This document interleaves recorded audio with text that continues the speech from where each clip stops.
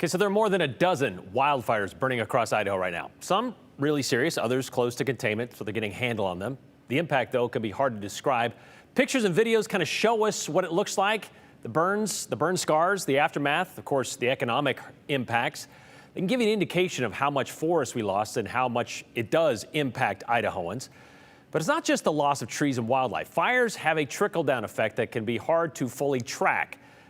Some impacts of fires here in Idaho across the Northwest are only found years later. One of those was recently discovered by a team at the Boise office of the U.S. Geological Survey. It's an impact in downstream water. While researching something else, they found mercury in those headwater streams, and it raised some eyebrows. Here's Joe Paris. There are pretty obvious impacts of wildfires across Idaho and the Northwest, and burn scars are maybe the easiest result to see. Other impacts not really visible to the human eye.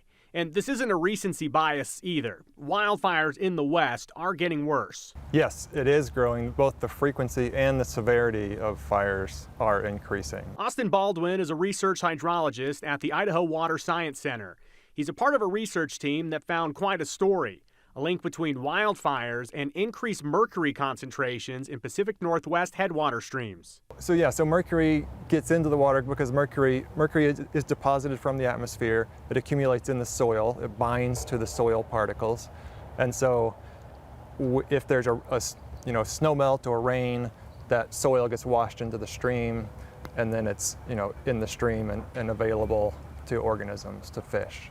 And fire, with fire, you burn away all that underbrush, so you have more erosion of soil into the stream. Research looked at levels a year after a fire, and they found higher mercury concentrations in the burned watersheds and in some of the stream invertebrates in those watersheds. The concentrations were not, extremely higher, but they were, definitely higher. So why is that important? Small invertebrates, or bugs, with some more mercury. People don't really ingest bugs. With each level of the food web, mercury increases. So a fish, like a top predator fish, like a tuna, a big, long-living top predator fish, has a long lifespan to accumulate mercury, and a lot of lower organisms that it accumulates it from.